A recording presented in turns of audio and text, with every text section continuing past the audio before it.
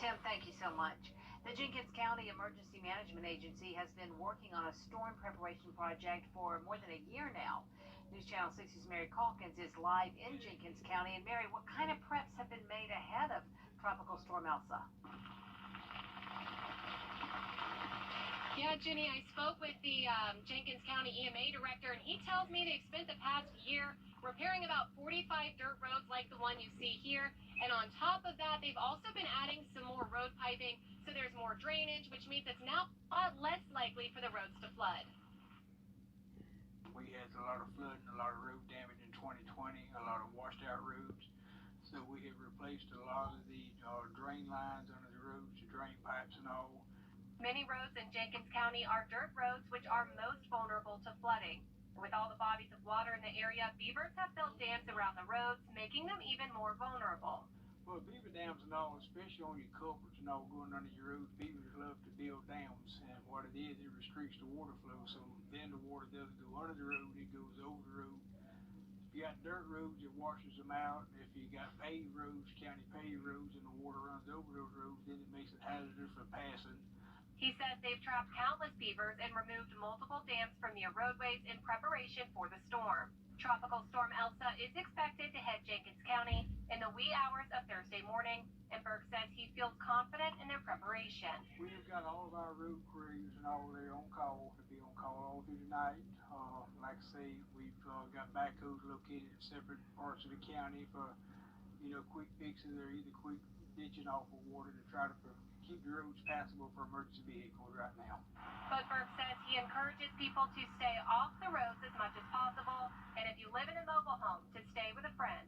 I don't encourage anybody to try to drive through this storm tonight if they don't know the roads anyway.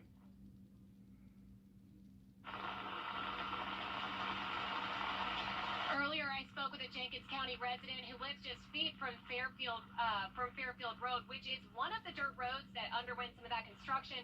And he tells me since the new piping was installed about 3 months ago, he hasn't seen any flooding on this road whatsoever. Now, of course, we will keep you updated throughout the night on the storm. But for now, Mary Calkins, in Jenkins County, WJBF News Channel 6. All right, Mary, out in it in Jenkins. Coverage. Now for county leaders to go back and review and make whatever changes they deem necessary, even after the third reading.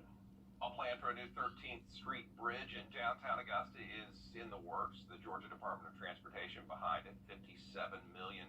They're going to build a 4-lane bridge, if all goes well, with a raised median. It would connect the new bridge to existing trail systems on both sides of the Savannah, and it'll get started a super long time from now. The tentative schedule we have now, summer 2024. Folks will start seeing some crews on site and some of the impacts begin. GDOT wants to hear your ideas for that new bridge. To chime in, just go to our story on our website, and there's a place for you to do that at WJBF.com. An Augusta couple's quick thinking may have saved a woman's life. Their actions showing how important it is to know the signs of a drug overdose. News Channel 6's Chloe Salsameda has the story. As Evan Gransky drove home, he noticed something was wrong with the driver in front of him.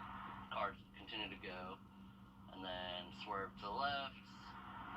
The woman pulled over and stopped her car. Gransky pulled up next to her. She looked like she was falling asleep, so it didn't really seem like alcohol to me or anything.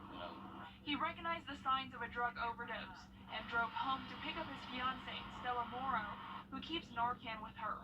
It's a medicine that reverses an opioid overdose.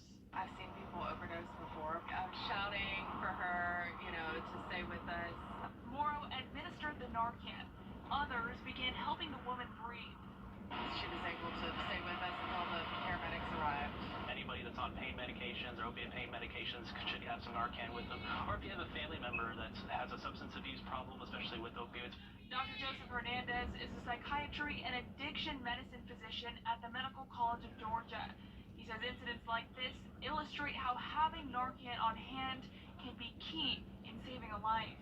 Real easy, just take it out, take the plunger, put it right under the patient's nose, make sure it's like flush with the nose, and then press all the way down. This is just something I had in my car, and it just happened to be what the person needed. And I don't know if it was the second chance. I don't know if it was a third or fourth chance or what, the future is to hold, but I'm glad she has one. In Augusta, Chloe Salsameda, WJBF News Channel 6. Several local organizations distribute Narcan for free. You can contact Focus on Recovery, Hope House, or Aiken Center. Good thinking there. Still ahead, there's a new push to get people across the South to get